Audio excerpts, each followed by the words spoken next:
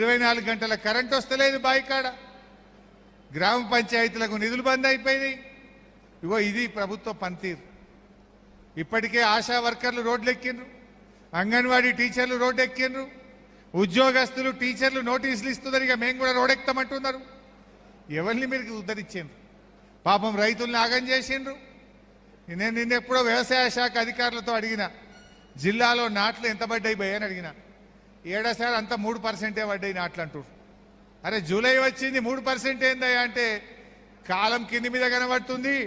ఈ కాంగ్రెస్ వాళ్ళు మున్పటి లెక్క మన లెక్క కాలువల నీళ్ళు ఇస్తారో ఇయ్యరో చెరువులు నింపుతారో నింపరో నమ్మకం కుదురుతలేదు సార్ అందుకే నార్లు పోతలేరు అంటున్నారు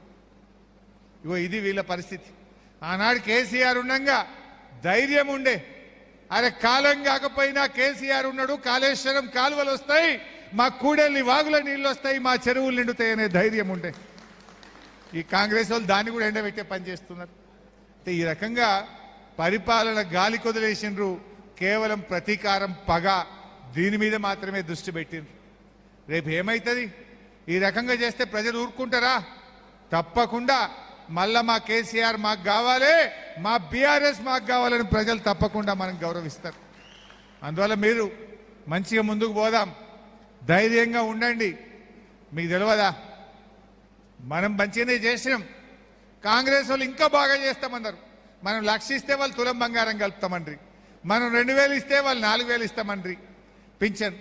మనం రైతు బంధు 5000 ఇస్తే వాడు 7500 అని మహిళలకు 2500 అండ్రి ఏమన్నా వస్తుందేమో అని ప్రజలు ఆశించడం తప్పు కాదు ప్రజలు తప్పకుండా మంచి అయిద్ది అనుకున్నారు కానీ గిట్ల ఎలెలకల పడేస్తారని అనుకోలే ఇప్పుడిప్పుడే ప్రజలకు అర్థమవుతా ఉంది తప్పకుండా మన భవిష్యత్తు ఉంటుంది మంచిగా పనిచేద్దాం రేపు మళ్ళీ మీరు నిలబడ్డప్పుడు కూడా మీరు రేపు ఎంపీటీసీలుగా సర్పంచ్లుగా జెడ్పీటీసీలుగా నిలబడితే ప్రభాకర్ అన్న నేను తప్పకుండా మీకోసం కష్టపడతాం మిమ్మల్ని అందరినీ కూడా గౌరవించి నిలబెట్టి కాపాడుకుంటామని చెప్పి కూడా నేను మనవి చేస్తా ఉన్నా ఏ కార్యకర్త కూడా అధైర్యపడకండి తప్పకుండా మళ్ళీ మన రోజులు వస్తాయి ఒక కాలం ఎప్పుడూ తిరుగుతూనే ఉంటుంది ఒక దగ్గర ఆగదు మళ్ళీ రేపు వచ్చే ప్రభుత్వం బీఆర్ఎస్ ప్రభుత్వమే ఉంటుంది అవి ఎప్పుడన్నా రాని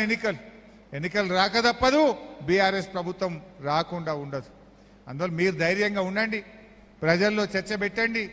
ప్రజాసేవ కొనసాగించండి ప్రజల కష్ట సుఖాల్లో పాలు పంచుకోండి రేపు ఎప్పుడు స్థానిక సంస్థల ఎన్నికలు జరిగినా దానికి మనం సిద్ధంగా ఉందాం మీరు ఇవాళ ఎంపీడీసీలుగా దిగిపోతున్నారు మీకు కూడా 7 నెలల జీతం రాక ఈ కాంగ్రెస్ గవర్నమెంట్ వచ్చినప్పటి నుంచి ఎంపీడీసీలకు జీతం రాలే జెడ్పీటీసీలకు జీతం రాలే ఎంపీడీసీలకు జీతాలు రావు జెడ్పీటీసీలకు జీతాలు రావు సఫాయి కార్మికులకు పారిశుద్ధ్య కార్మికులకు జీతాలు రావు ముసలోళ్ళకు అవ్వాతాతలకు ఆసర పింఛన్ రాదు కళ్యాణ లక్ష్మి చెక్కు రాదు దవాఖాన పోతే కేసీఆర్ కిట్టు రాదు ఇగో ఇది కాంగ్రెస్ పాలన పొద్దుందా కరెంటు పోతున్నది కరెంటు పోయిందంటే పాపం ఆ కరెంటు ఉద్యోగులను సస్పెండ్ చేస్తున్నారు నీకు పాలన చేతనైతే లేదు నీకు కరెంటు చేతనైతే లేదు రోజుకు 4 సార్లు కరెంటు పోతుంది రైతులకు మోటార్లు కాలుతున్నాయి అంటే ఎవరైనా మాట్లాడితే కరెంటు వాళ్ళను ఉద్యోగుల మీద కేసులు పెడతా ఉన్నారు ఉద్యోగులకు మెమోలు ఇస్తా ఉన్నారు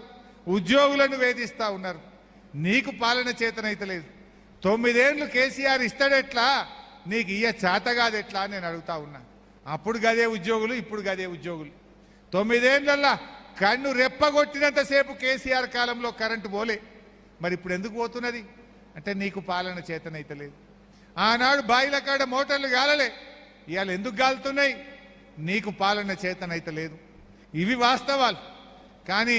నీ చేతగాంతనాన్ని ఉద్యోగుల మీద పెట్టి ప్రజలను ఉద్యోగులను ఇలా ఉసురు పోసుకుంటున్నటువంటి ప్రభుత్వం ఇప్పుడిప్పుడే ప్రజలకు అర్థమవుతా ఉంది అందువల్ల మనం కూడా ఓపికగా ప్రజల్లోకి వెళ్దాం తప్పకుండా రేపు